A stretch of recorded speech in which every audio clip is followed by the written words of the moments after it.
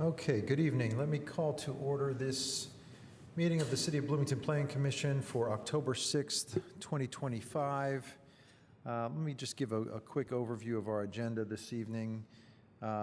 We really only have one petition to hear this evening. There are a few petitions that have been tabled and remain tabled. Those are SP 24-22, ZO 34-23, and ZO 01-25. We also have SP 2825 that was continued. None of those will be heard this evening. The only petition we have to hear this evening is ZO-3325, which are text amendments to the UDO related to the City Council resolution on affordable housing incentives. So we will get to that as quickly as we can. Let's start by calling the roll.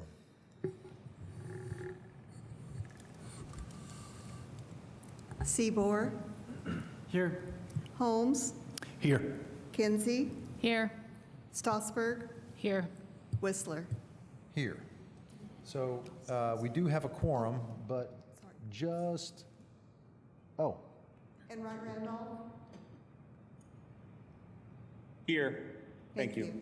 Thank you, and sorry, I didn't see. The only screen is behind me, so I didn't see that we have a commissioner joining remotely tonight.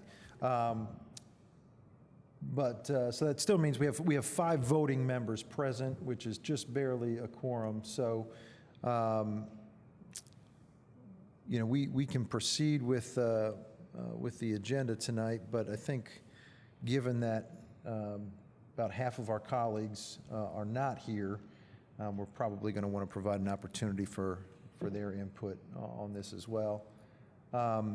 But before we get to that petition, we do have a couple of housekeeping items to take care of. We have minutes to be approved from both the August 11th meeting and the September 8th meeting.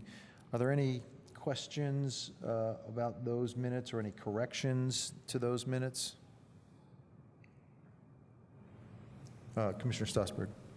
I will embarrassingly say I didn't notice that those minutes were there. And I didn't read them. Okay.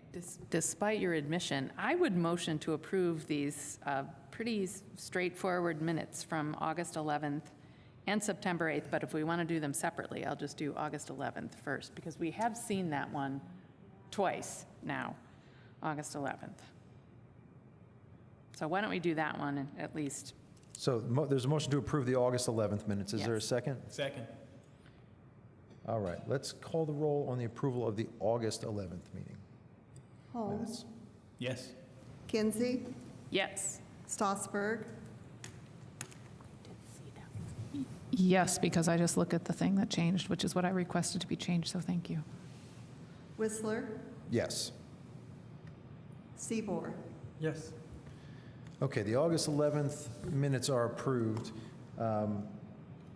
Commissioner Stossberg, would you like to move to continue the September 8th meeting minutes till our next meeting, so you've got a chance to review those?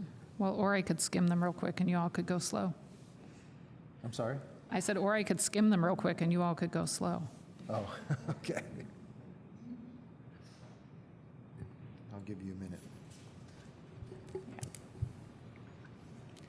Not bad practice to review minutes. Are there any other questions or comments related to those minutes? I'll motion very slowly to approve the September 8th minutes. All right, there's a motion to approve the September 8th minutes. Is there a second for that motion? We're done. I'll second it. Those were really short. All right, any discussion? Seeing none, let's go to calling the roll on the approval of the September 8th minutes.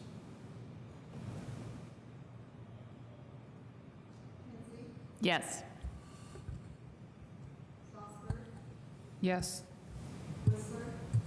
Yes. Seaboard, Yes. Holmes. Yes.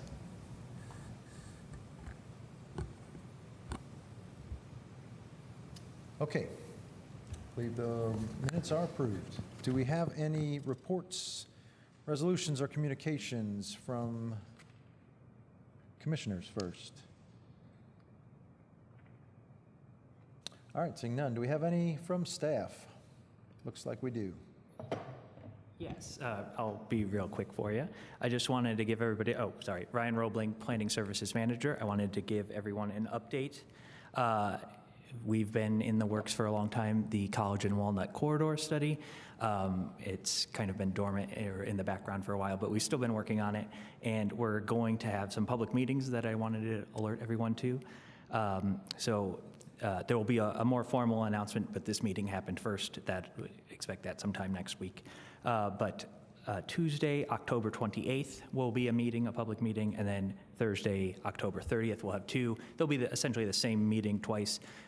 We'll do it open house here in council chambers, so if you could come to one or both, that'd be great. There will also be an online forum for feedback from the public, and we'll do the whole 9 yards. We'll do some pop-ups during that and the next week as well, so we'll be out on the corridor asking for feedback from members of the public, and so we're excited. We have 2 designs narrowed down that we've talked about all those years ago, and we'll hopefully get everybody to weigh in and get something to you. Another reason I'm bringing it up is I need everyone to be aware that we'll probably ask to have a special meeting of the Planning Commission. I'll get there eventually, and potentially late November, early December. We don't want to put it on your regular agenda because it might be a large topic to cover with all of your other topics. So we'll reach out to you in the next couple of days about organizing a date when everybody's available. So keep that in mind if there are any complete blackout dates. But happy to answer any questions if anybody has any, or you can reach out and email me. We'll see you in a couple of weeks. All right, thank you. I do have a question, Ryan, on this one. Certainly a question first is some of the information, the 2 designs, are those already publicly available or posted? So if you recall from way back when, we did a presentation on the feedback that we received from stakeholders and members of the public during our engagement week. So we've moved forward with the 2 designs that kind of came out of that. You can find those on the study's website.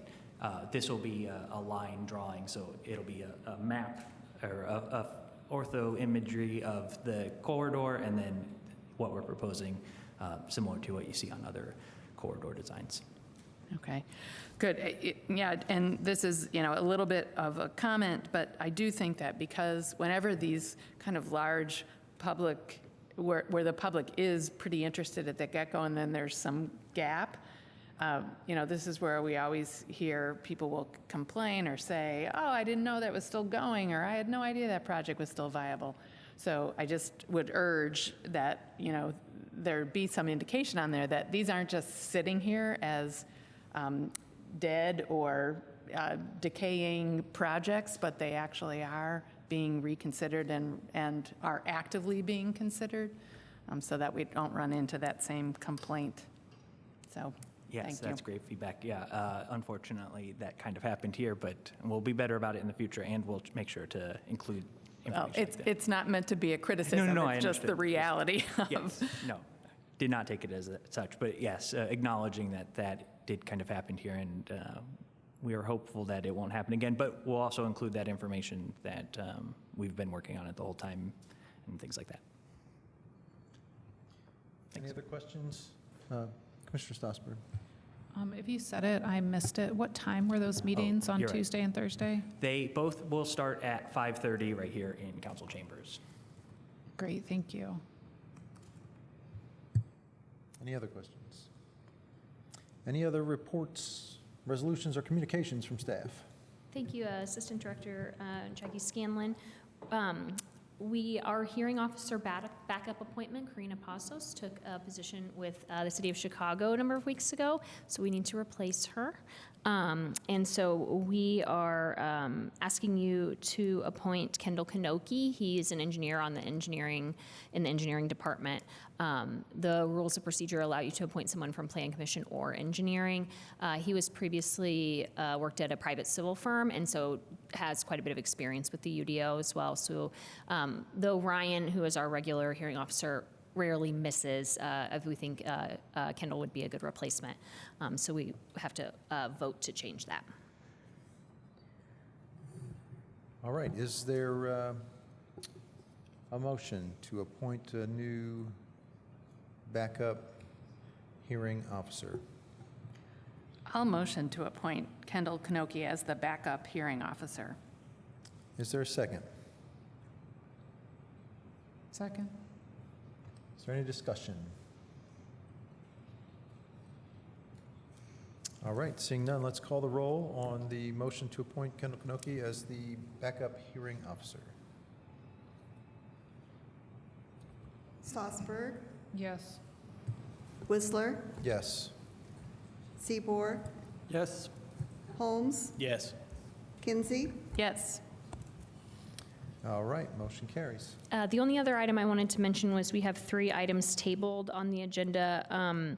And the first, you'll recognize the address as the address of a site plan you approved this year. So we have asked the petitioner to formally withdraw that so we can take it off the agenda. So hopefully that will be gone before next month. They had a BZA case as well, and that came off, but I think they just forgot about the Plan Commission one. And then the next 2 are text amendments. So we're working with legal to see how to either move those forward or be able to take those off. So we'll report back to you next month. Thanks. Okay, thanks. Any other reports, resolutions, or communications from anyone else? All right. We are on then to our petition for the evening, ZO 33-25. And I believe Jackie is going to present. Yes, thank you. ZO 33-25, in our new system, it's ZO 2025-09-0013. This is text amendments to the Unified Development Ordinance Title 20 in the Bloomington Municipal Code in response to Resolution 2512 from the Common Council. The resolution is asking the Plan Commission to prepare a proposal that accomplishes 2 things. And so those are listed here. Let's see if I can have that to be more visible. So to amend a particular section in the UDO in order to assess the incentive structure and consider creating additional incentives for affordable housing, including but not limited to expected owner-occupied unit development. And the second item is a separate particular section of the UDO in order to assess the payment in lieu option and consider an increase in the qualifying standard for developments utilizing a payment in lieu procedure. We discussed this along with a third item related to incentives at the February 2025 Plan Commission hearing, but because of errors in when that hearing was held, the Common Council passed a new resolution, and so that is what we are hearing today. Today is the last day. Today we are meeting the first requirement that we hear the petition within 60 days, and then the Plan Commission will have to make a recommendation to Council within 60 days of today. So you will definitely hear it in November. I will check here shortly to see if the December meeting is within that 60 days. Otherwise, if you wanted to have more than one additional hearing, we could have a special hearing. Okay, so in response to this resolution, the department hosted a discussion. We had talked here in February and then with the Office of the Mayor and Housing and Neighborhood Development about potentially having some sort of working group for this topic. And that kind of evolved into a discussion session held by Planning and Transportation Department staff with local developers, realty representatives, builders, some Plan Commission members, and other stakeholders. We had that at the end of August in order to address these 2 questions. So the 4 questions we supplied to them are here, and they were, again, focused on the 2 kind of incentive questions that the council was looking for us to address. As you can imagine, we did get a lot of feedback. It wasn't really all related to incentives, but some of it was, and so we tried to use that feedback to inform some proposed amendments. So the feedback that we received is kind of summarized there in the packet, but more particularly for tonight, we included red line proposals for the specific sections outlined in the resolution in order to address those directives. So for the first one, again, the first one is asking us to assess the incentive structure and consider creating additional incentives for affordable housing, including expected owner-occupied unit development. So this is the section that was called to be looked at in the resolution. It's 2004-110C5. It's the affordable housing incentives section in particular. And one of the things that we looked at, we have a reduced bulk requirements incentive section that is largely for, obviously, where you can see there, smaller developments. It's in the R1 through R4, and it's related to single family or duplex developments. So we already have that in the code where you can make some reductions in lot area or lot width if you're doing a subdivision, having reduced side and rear setbacks. And so one of the things we are proposing here to kind of address incentives related to expected owner-occupied unit development is that the maximum impervious surface coverage for lots that are also intended for owner occupancy may be reduced to 20%. So actually, I emailed, I think, today with Commissioner Holmes about this. This is, so the way you'll see later, we reduce some of the maximums by certain percentages, but in this case, this would just be reducing your maximum to 20%. So you could, so I think it should be increasing. So these always trip me up. So the maximum impervious surface coverage that are going to have affordable housing and be intended for owner occupancy, the maximum impervious surface coverage is, why am I having such a hard time with this, is, that's not right. Why am I saying that wrong? Increased to 20%. That's not right.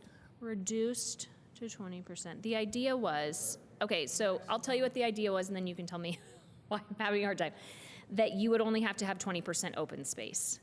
We don't have open space in these 4 districts, so I think this should say maybe increase to 80%.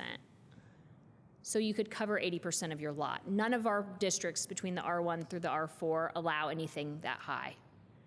So this would say if you're meeting the affordable housing, one of the tiers of affordable housing, as well as, and then we can talk about what does intended for owner occupancy mean, that then you could cover 80% of your lot. So I will change that for next month. That's the intended, should be increased to 80% coverage. Does that make sense to everyone? Yes. Okay, sorry. What is it now again? Just to Well, make- it depends on the district. So Okay. they're like between 30 and 50. Okay, Either the minimum pervious Right. is reduced to 20%, or the Right. maximum impervious So I think yes. is increased to 80%. To 80, because in these districts, so in our mixed-use districts, we have both numbers, a landscape area requirement and an impervious surface coverage max, but in the R1 through R4, you only have the impervious surface coverage max. We'll just increase it to 80 is the proposal. So the idea would be, for example, if you are a developer such as Habitat or another developer that focuses on single-family detached or duplex units on their own lots, you would be doing a subdivision and you would be able to have the lots be smaller because you would be able to cover more. I looked at the lots at Osage Place, the ones that have already been built, and the ones at, I think it's called Trailview. It looks like a football. It's like up here northwest of town when you look at it on an aerial, near the Beeline. And they are both lower than 80. They're both closer to 50. So I think it could be kind of an interesting give that even the ones we've done, those were both done, the one northwest of town was done as a PUD a few decades ago, a couple of decades ago, that even when they were going to develop that, they kind of kept it lower, that if we increased it, maybe that could be beneficial to those developers. So that's something to think about, because we're trying to, it's hard because the owner occupancy is also a goal. So the affordable housing is a goal, owner occupancy is a goal. So how to include the owner occupancy in this section that is for the affordable housing incentives as another goal. So we're just kind of here saying like we're layering them. If you're doing both, then you can do this. So this may be something for you all to think about in the next month, and we'll continue to think about it as well. Like, how does that work with the other requirements, and would we need to include more than what is already here related to the reduced lot area, lot width, and setback standards? Okay, so we included that portion there. And then in describing, so we are still in the affordable housing incentives section. We're leaving the reduced bulk requirements section, which again is only applicable to single family and duplex in those 4 districts, and going to primary structure height, which is what we primarily see, multifamily, and they use the primary structure, they use the incentives to build taller buildings. So in tier 2 projects, you can, that's when you're doing, currently, that's when you're doing 15% of your units, 7.5 at 120, 7.5 at 80% of area median income. So you're offering some lower income than some of our other projects by including the second portion there, as opposed to the entirety being 120%. And so then you can receive up to 2 additional floors. So we have included here that projects that meet the tier 2 affordability standards can also increase their impervious surface coverage allowance by 10%. And then, as I mentioned, for the mixed use districts, decreasing their landscape area by 10% so that those will still match. So for example, if you're in a district that allows 70% coverage and requires 30% landscape area, if you do the tier 2, which means you're providing units on site and some of them are at 80%, then your building then you can cover 10% more of your lot than you previously could with impervious. And obviously building building more bigger buildings, or building bigger buildings as opposed to a lot of smaller buildings, we have been told time and again is just more cost effective. And so the extra coverage may be something that's desirable. We only included that in the tier 2 projects because those are the ones that are giving us the lower affordability as the UDO is currently written. Does anyone want to talk about that one before I go into the next one, or would you rather I just do both? I would, just a question about where it's located. So this is section B, primary structure height, and this is a bulk requirement. And the previous section was A, reduced bulk requirements. So, and I realize that one has a preamble that limits it to R1 through R4, which may not be what you're trying to target with the second one. But is that the right place for it? Is there another place where bulk requirements are addressed for non-R1 through R4? Or is this the best place for it? So the reductions in like subdivision requirements or setbacks are only offered for the smaller projects. They are not offered for the projects in the mixed use, currently, the way the UDO is written. They are not offered for the mixed use districts / larger projects. Okay, so this is probably the best place to put it. I think so, The title is, based on how we're if I were currently- looking for it, I wouldn't, you know what I mean? Like you would be. Right, it's like, kind of a weird add-on, they both are, but especially because the resolution called for particular, for us to look at particular sections of the code, we want to, respect that and stay within those, and I don't necessarily think there's a better place for these two to live.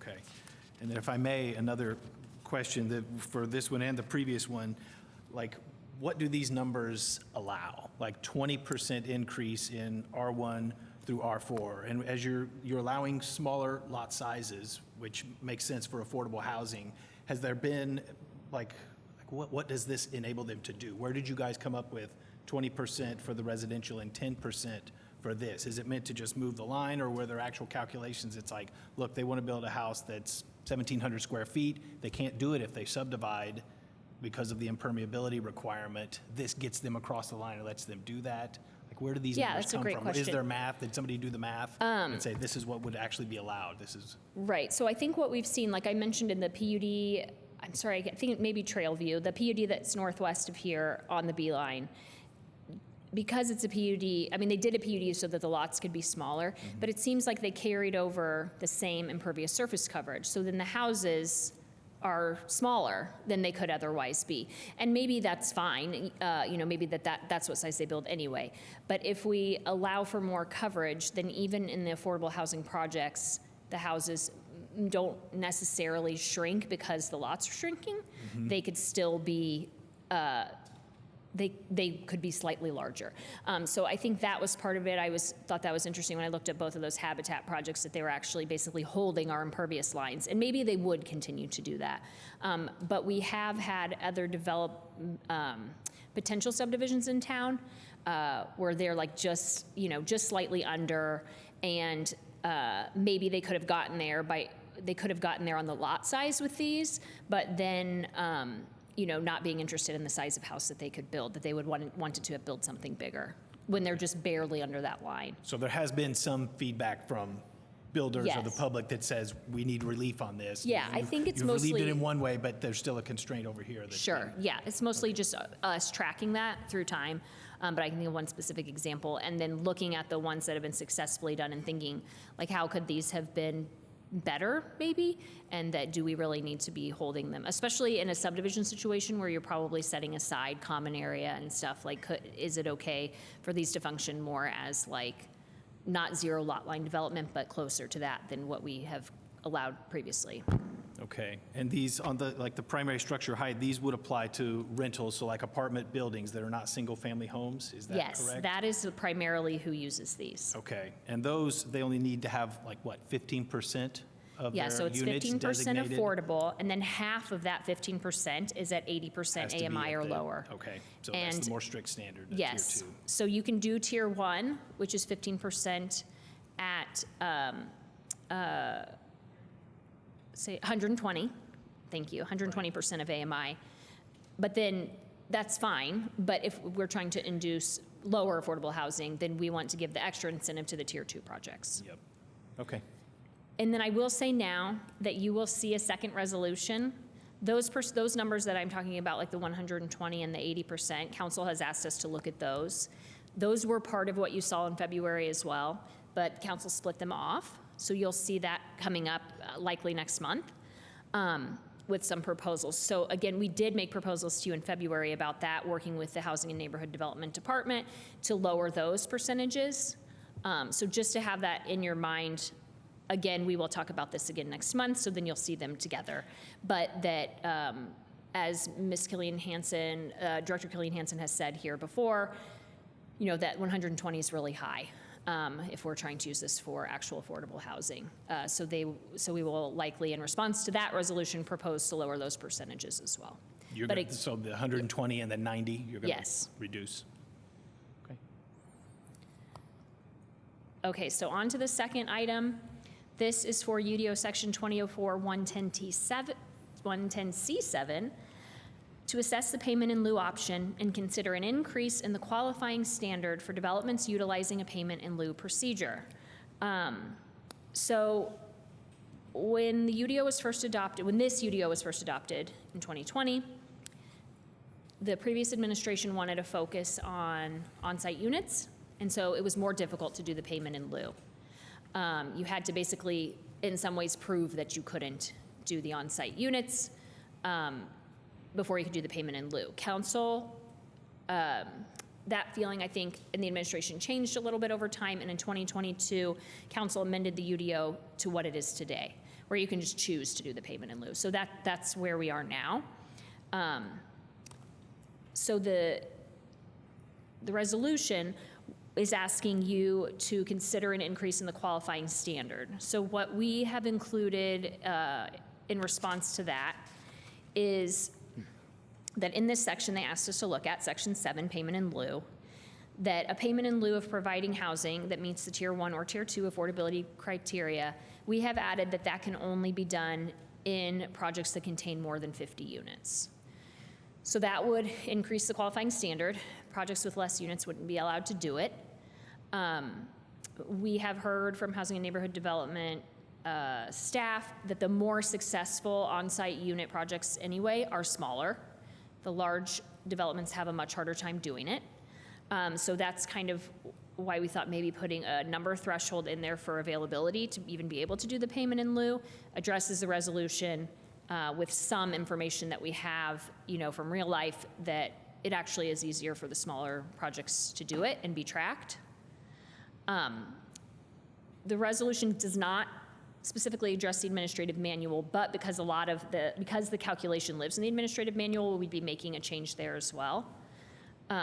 This first one here, residential projects must satisfy all applicable standards within 2004-110C, is really just more of a housekeeping thing because this kind of preamble only addresses non-residential student and dormitory projects, but we have other residential projects that use the Housing Development Fund. So we're proposing to do a number of things here, and so you'll I'm sure you've all been cogitating on them over the weekend, but you'll think about them for the next month and see if you think it's too many things or which things you would maybe like to focus on.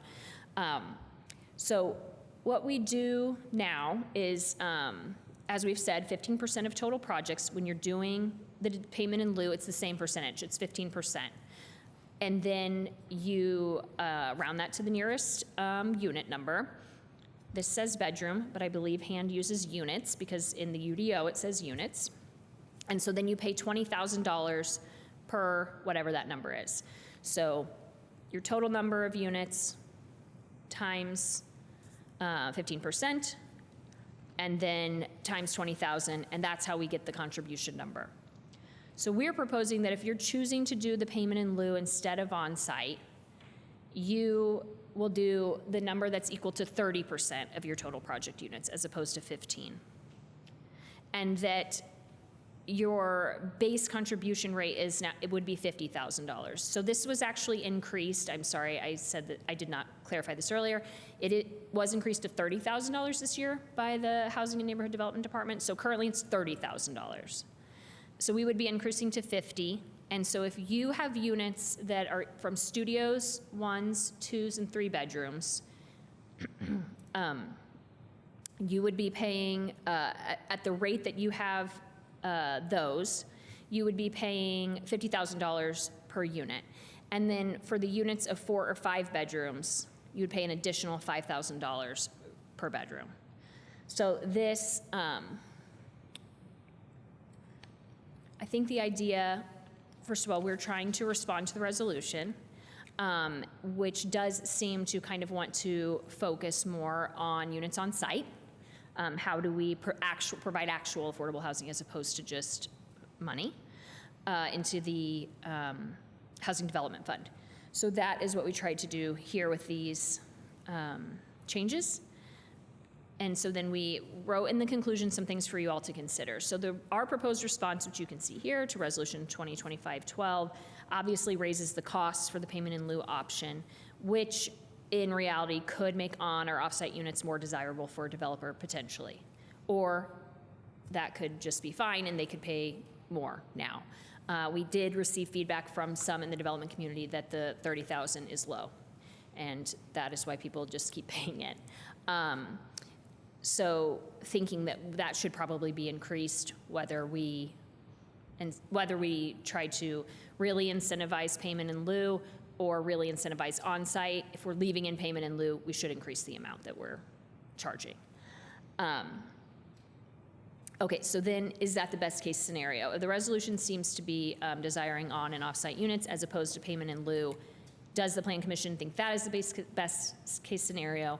Housing and Neighborhood Development staff has expressed a preference for payment in lieu as opposed to developer-built and monitored units for the reasons that Director Killian Hansen and Ms. LaFontaine have explained here before. They're hard to track. The ones that we have that are older weren't great.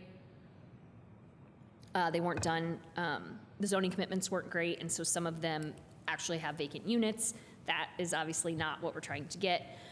So would it be preferential to encourage payment in lieu, even if the amount was raised? Something else that came out of the meeting that we haven't addressed specifically here, except for including the additional impervious, I would say, under the single and duplex section, is whether or not we should have separate incentives for developers of strictly affordable owner-occupied developments. Some feedback we got from former Habitat staff as well BHA staff is that just the way that the world is right now with funding, even with all of the incentives that they can get from the UDO and even other things they can get from other departments in the city, they can't make new developments work. It's just not enough money. And so, yeah, so if the charge of the resolution, which in the whereas clauses it says that they would like to incentivize developers in the creation of affordable housing units, do you think that these changes are doing that? And that's kind of obviously the crux of the whole thing, but just something to think about when you're considering whether or not you think these make sense or how you might like to change them. So we're happy to discuss. Again, like President Whistler said, there's only half of you here tonight. It might make sense to have a larger discussion next month, but we're happy to answer any questions. Thanks. Thank you, Jackie. Are there any questions from commissioners? Commissioner Kinsey. Sure. I would like a little more discussion about the specification of intended owner occupancy. Can you say a little bit more about what that's, what does that mean and why is it isolated to just that one dimension of the criteria? Sure. So I think intended owner occupancy comes from the resolution. And, the idea of we can't mandate that something be owner occupied. So yeah, that was kind of a question that I wanted to maybe explore here with you guys. So intended owner occupancy, if someone's intending for them to be owner occupied, if it is, for example, a developer such as Habitat or another low income developer of those kinds of smaller units, that type of a developer would very likely be willing to do some sort of zoning commitment. Like, yes, we're building these for people to own them because in those situations, they're often already deed restricted or when they purchase them.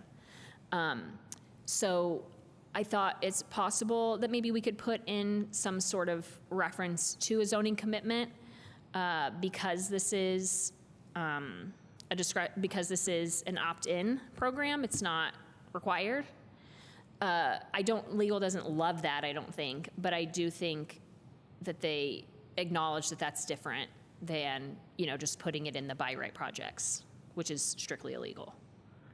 So I kind of wanted to ask you all what you thought about that.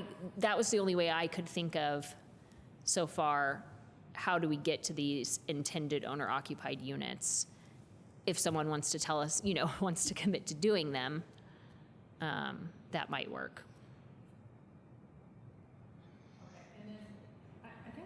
I was also trying to figure out that right now that is associated with impervious surface coverage, that qualifier. But is there a way, did you try and attach it someplace else in here? Or is that just because it's a new dimension that you're attaching it? I mean, all the other things are already in there. Yeah, I think lot that's area. Right, that's a great question.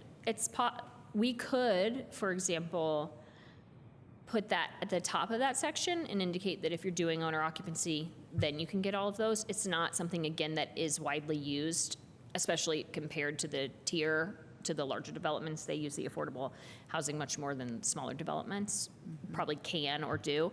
But I think the reason I did that was when we were kind of debriefing about the meeting with the developers, impervious surface was something, being able to build slightly bigger, not being held to some of the landscaping standards was something that came up. But I do think that intended owner occupancy could probably be just included potentially in the preamble of this Paragraph, section. yeah. And so then you could have all of these things if you're doing that. Yeah, I mean, that would be my interest is if, it just seems odd to isolate it in Yeah, association with the impervious surface coverage. So, yeah, I could see the following dimensional standard shall apply to single-family detached intended for owner occupancy, somehow it could be in that first paragraph, Right. just as if we're gonna go with that. Yeah. And, I mean, I don't want to make legal squeamish, but I do feel like if it's, we know that that's an interest of the public, at least that we've heard, that the preference is for owner occupied, so that might help appease some critics of this quickly, or at least help them feel more comfortable with making a change. That's one question. The other question I have, if I just, is, the qualifying units, just to make sure I'm clear on this, that will, a unit, there's a standard definition for a unit, but it changes whether it's I don't even know how I want to say this. A unit is a bedroom and other space, or maybe I need to ask what the unit, as I sit here and Okay, ramble which about section, here. what part are you looking at specifically? I just want to make sure we have a definition for unit. It sounded like you indicated that hand has a definition for what qualifies as a unit. But I just want to make sure that we know. That's a great question. I should probably change that to dwelling unit to make it clearer. Okay. Because that's what it's referencing. Dwelling unit, okay, Yeah. that's great. All right, that at least helps. Okay, thank you. Commissioner Holmes. Thank you. So the change from 15% of total project dwelling units, does that change the number of units that have to be affordable? Or is that purely for the payment in lieu calculation? Purely for the payment in lieu. Okay, so it doesn't change the tier 1 and tier 2? No. Because it So was if- 15%, which was the same as the same, yeah. requirement, but it's just coincidence Yes. that was, okay. Well, when it was written, they were decided to do that across the board, but there really is maybe an argument to be made that they don't need to be the same, and that if we're trying to de-incentivize payment in lieu, basically, that saying that percentage has to be, it's based on more of your units than the number you would have to set aside, could do that potentially. Is there a difference between, this is just a question, leaving it 15% and doubling the number?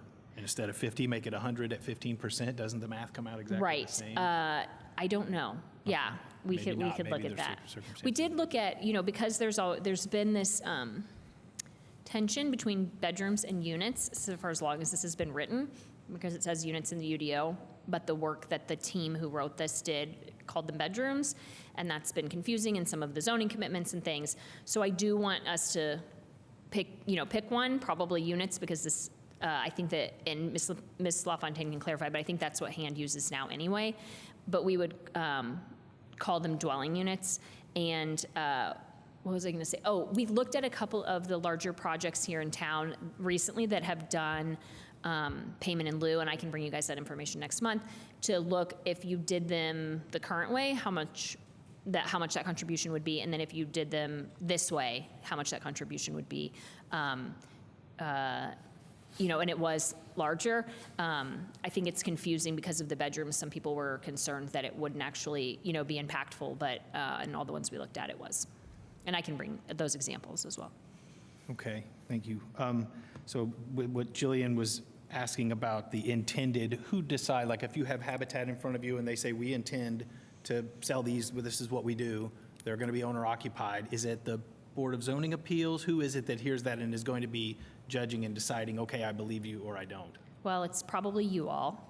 Okay, So they'll that's, come to us. yeah. So it would be this body It would be the that Plan hears Commission. that and So I decides. think that that's one reason to maybe consider including a requirement for zoning commitment, that they're indicating that they do really intend for those to be owner occupied, as opposed to maybe fudging that a little. Yeah. Okay. I think that's easier for the detached and the duplexes than it would be for something to be condoized or apartments. It's just, so I don't think it's like beyond the pale to ask someone, or, to include that in this area where, they have to opt into this. But yeah, we wouldn't have to do that. Okay. And I know you're not going to have all this, but we're going to have a discussion about this next time. And when I read all this, I was thinking like, well, how many projects over the past 5 years qualified for T1? How many petitions were there for T1? How many qualified and petitioned for T2? Okay. How many payment in lieu happened every year for the past 5 years, right? Like some of the data to see Yep. what we've been doing and how it worked, because I'm flying blind. I'm just coming into Sure. this. I don't know what has happened in the history of these things, so, and we're being asked to change it, and data on these things would be very useful, and since it conveniently, we're going to probably continue this or forward it and hear it next time, I have the opportunity to ask if you guys could produce some data like that to show Sure. us sort of how have these rules functioned existing? How much payment in lieu dollars have come in Yeah.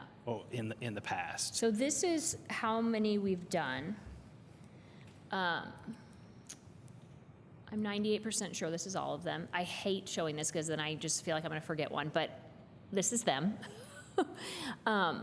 So they are roughly in order of time.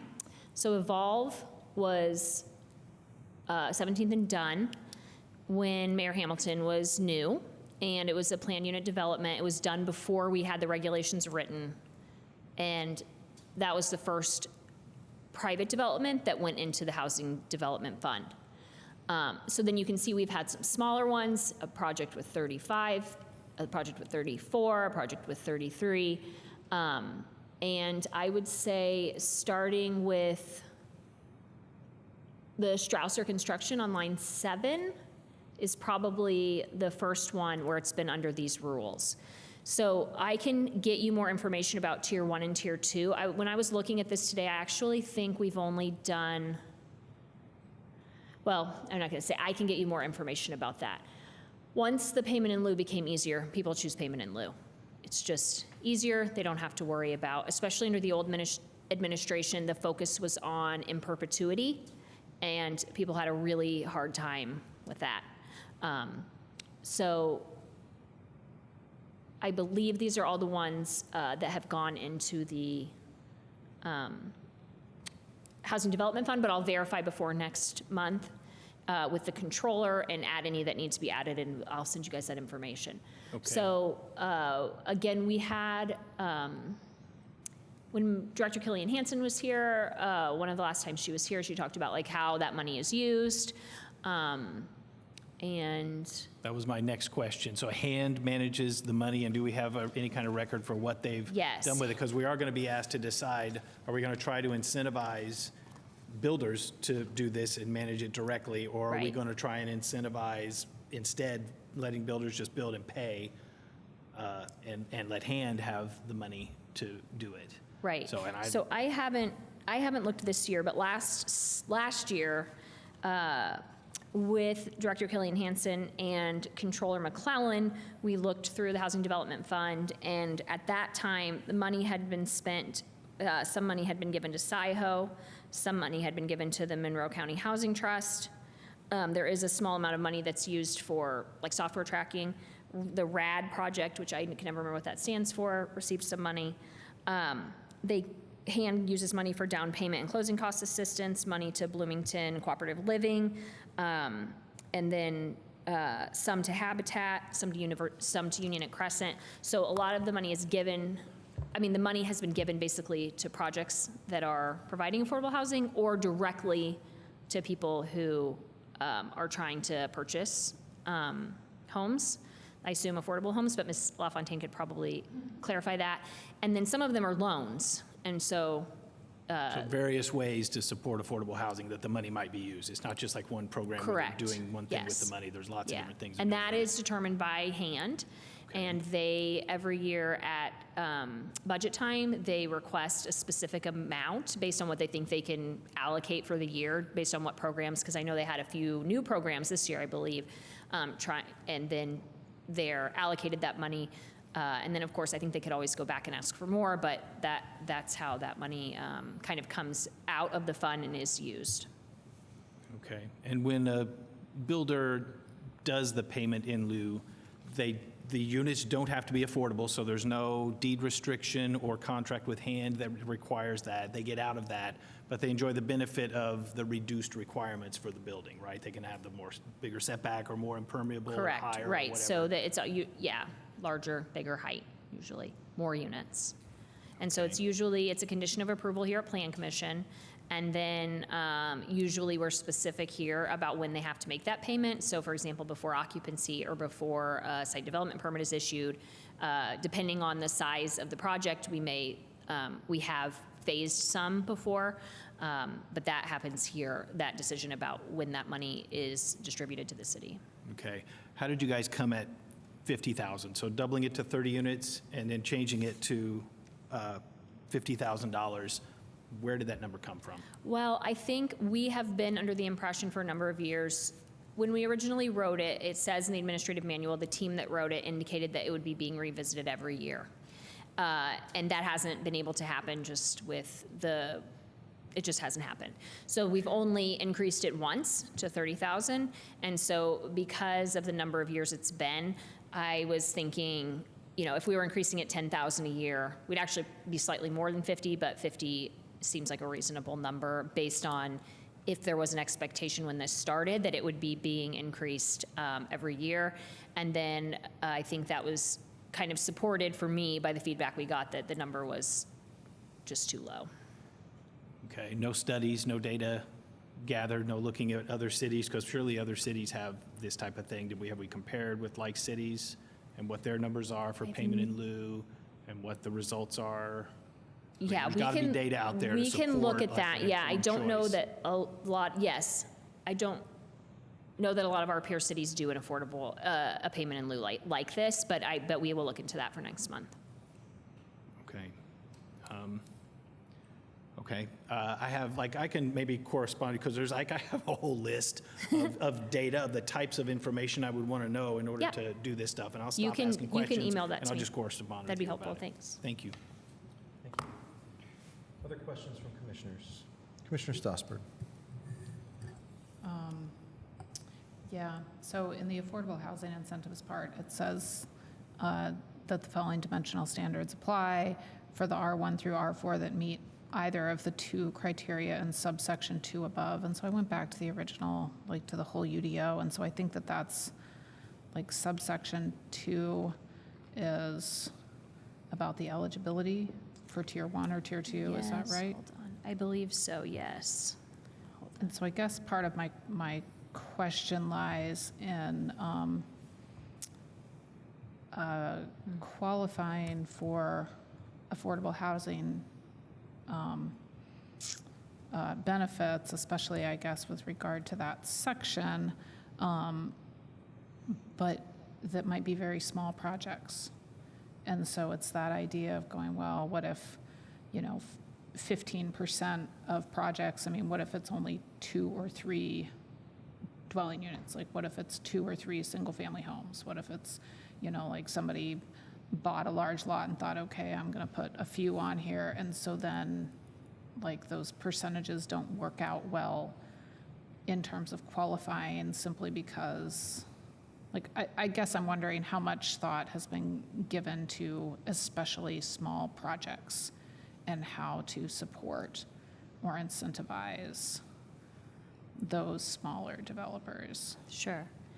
I think, because this is the affordable housing incentives section, if you're doing a small project and wanting to utilize these, you're intending to do affordable housing, and then you are getting these to make your project more feasible, right? This isn't someone who, the person who's, and I could be wrong, but I think most people who are using these incentives in particular, the reduced bulk requirement incentives, they aren't thinking of chopping their, 20 acres on the north side or whatever into 8 and then thinking, oh, I can do 13 if I do these, but I have to set aside 15%. It would be, I think, more people who were people or developers who were intentionally looking to do affordable housing and then realizing that they could do more if they set those aside to those percentage. So yes, if it was one person who wanted to cut off their lot and they couldn't, or cut off their backyard and they couldn't meet the size requirements, but they can meet it with this, then yes, one of those houses would have to meet the currently 120. And so you don't think that that's a problem, but I feel like I also just heard you say that, and one of the reasons why I put this in as a resolution was that there were a few subdivisions that went through that didn't even bother looking at the affordability stuff. Yeah. And so do you think that, I mean, I think I just heard you say that our affordability incentives aren't appealing to those developers who are doing subdivisions? I don't think that the types of developers we see currently do, and we don't see almost any, right? You've only seen a couple doing single family, are not inclined to look to add in affordability. If they're affordability developers already, then they look at these and see how many, lots they can get and try to maximize the land that they have because they know they're going to be doing affordable. In the conversations that we have, I would not say it's very common for a typical developer to then, I think what you're asking, to then look at these and say, oh, these are so desirable that I'm willing to do affordable here because I'll get X number of units more. And I guess what I'm wondering is, what can we do to make it that desirable Yeah. for those people? Sure. Like, that would really be the goal, is to make it that desirable. And is there a way to do that? I will say what I've said before, which is like, feels like a cop-out, but I just don't think that's a UDO answer. I think that's a money, policy, infrastructure answer. Like, if we could subsidize them in some way, like with money, I think they'd be more, that's what people need. They need subsidy to build them, and we don't, that's not a UDO. The UDO can't solve the whole problem, but we will continue to think about it and try to answer that question. Yeah. For Because I mean, next- this is, the UDO is the piece of the problem that we have any, like, power over here Yeah. in this forum, so. That's all I have right this second. All right. Are there other questions from commissioners? I have Commissioner Kinsey. one question. You had indicated some question about should we have something for owner-occupied affordable units separate? And was there any thought to that and dedicating something more to owner-occupied affordable units? Should that be specified? So the first amendment, or the first part of the proposal does address that, right, giving the reduced bulk standards to if you're both. But I guess what I was wanting to hear your thoughts on as we draft for next month is like, is that enough? Or do you think there should be a separate section? It's not particularly, the way the resolution is written, it kind of seems like I don't know if Ms. Stossberg was envisioning them like sandwiched together, those two goals, or if they were looking for incentives to get one and to get the other separately. Because it's in the affordable housing incentive section, I think the only way we can do it is to do them together. But I don't know. I guess I just wanted to see if Plan Commission felt like, okay, this kind of covers that, or if you would be looking for even more incentive for those types of units. And I think it sort of connects a little bit to what you're saying, a little bit around smaller unit development, so there might be some value to playing out that whole scenario. I mean, the other thing that I think Commissioner Stossberg's comment raises for me is what is Hand's intention on creating, Jackie, you were just saying, some options for loans or financial incentives to make that. Like, if it's not part of the UDO, but the other way to realize the goal would be for Hand to have more flex in the Housing Development Fund to allow for those smaller unit developments. I mean, again, but that's not our purview, I understand.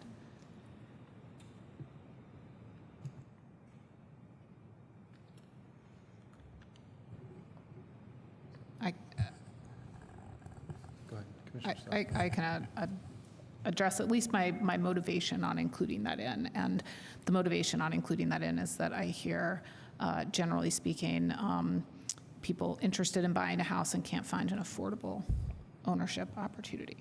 And so that, and then tying that together with my experience on the Plan Commission and going, oh, okay, the builds that are utilizing these incentives are the really big multifamily complexes.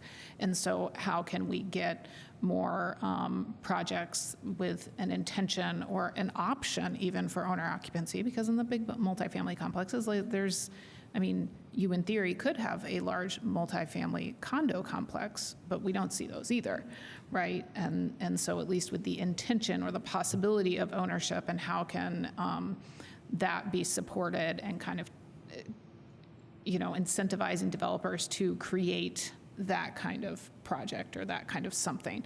And so it wasn't necessarily intended for those things necessarily to have to go together. I just didn't want owner occupancy to be left by the wayside while we incentivized all the developments intended to rent.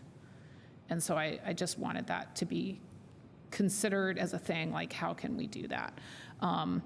And in terms of the Housing Development Fund, there are several new projects, and I don't know if our representative who's here actually wants to speak to that or is prepared to speak to that, but there are several programs that they are getting off the ground this year in terms of supporting owner occupancy in different ways, supporting rent assistance in different ways. They do have different existing programs and that support ownership, and in terms of housing development money, that has to be appropriated by council in the same way that other things did. So last year at budget season for this fiscal year, there was part of the hand proposal was we want to use this housing development money for these projects that we're like starting. And so that is something that, the public can track looking at budget and in terms of how we're doing outcomes this year. In theory, in the future, we should also be able to track, like, okay, we intended to have such and such an outcome by allocating this money to this purpose, and then the next year you can go, okay, here's what actually happened when we allocated the money to that purpose, and so because we had this great success, we would like more money, or because things didn't go so well, so we want to transition into it. Something slightly different or whatever. So that is stuff that you should be able to track in terms of Housing Development Fund money. May I ask, does all of the money that comes to hand for payments in lieu, does all of that go back into affordable housing? Or does it go into, like you said, maybe it goes to the general fund and then they have to make appropriations, and so maybe it's only 50% of it that's going to go to No, it goes to the affordable Housing Development Fund, and then it's appropriated out of the Housing Development Okay, Fund. so it has There are to like a basically- ton of different funds. There are so many funds, I can't keep track of how many funds there are, and I'm thankful for the controller every day who keeps track of all those But funds. it does, that means mostly it is going to go to affordable housing, okay. Yeah. Any other questions from commissioners? Commissioner Stossberg. I do have one more. Did these changes get run through the people from the August 26th meeting at all? No. Okay. As I stated before, they didn't really have a lot of direct answers to the questions that we tried to pose to address the resolution, but I'm happy to share those with them.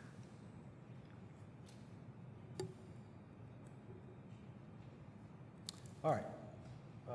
We'll go now to public comment. If you're here in the chambers and you'd like to make comment, just step right up to the podium, state your name for the record, and you'll have up to 5 minutes to speak. If you're joining us online, you can click the reactions button, you can click the raise hand button, or you can send a chat message to the host, and we'll recognize you when it is your turn to speak. Is there any public comment on ZO 33-25?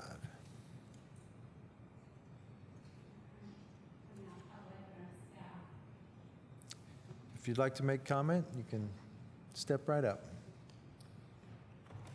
So I'm Stephanie LaFontaine. I'm with HAND, and Anna was not able to be here tonight because she's doing the mayor's traveling town hall. So just one comment that we had in discussion was on page 4, the payment in lieu. The 50-unit requirement wasn't wondered why it couldn't actually be less than 50 units, just because what we're doing is increasing density, basically, and then putting money into the Housing Development Fund, and just, wondered why we were just going for 50, as could it possibly, just as a point of discussion for that. So. Thank you. Is there any other public comment? Anyone online? Last call for public comment on ZO 33-25. All right, we are back to the commission for any final discussion or for a motion.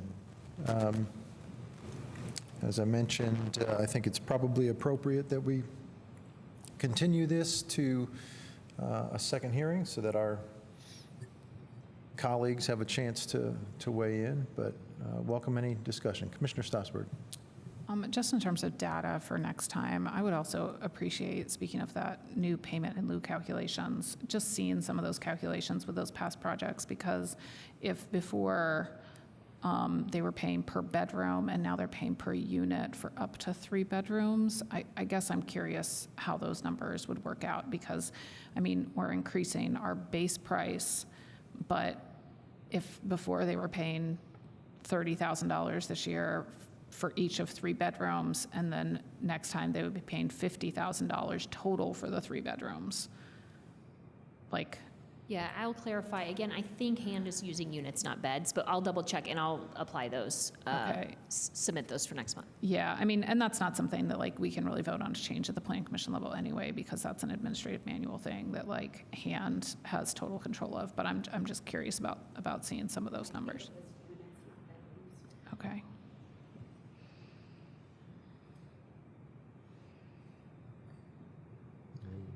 I guess the only other thing that, now that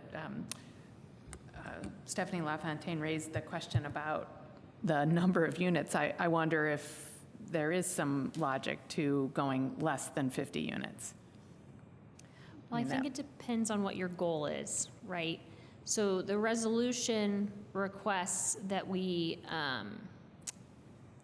basically, specifically increase the qualifying standard. So the standard now is 0 to qualify. There is basically no qualifying standard. You just have to be doing a project. So toward that end, we included like a basement number. But, I think the Plan Commission will have to decide whether or not you kind of agree with what the goals of the resolution, or are you trying to make payment in lieu easier because that, you think that actually meets the goals in a better way. So that's something you all will have to talk about, in which case you wouldn't put in 50. You wouldn't want to make it harder to do that. Mm-hmm. Yeah, I'm just thinking, going back to your table, I think you had some that were as low as 35 units. Yep. So I don't know, that might be a consideration, is if we went to 30, would that still encompass some of the ones that received it already? Or that thought it was, I guess, worthy enough to consider. Yeah.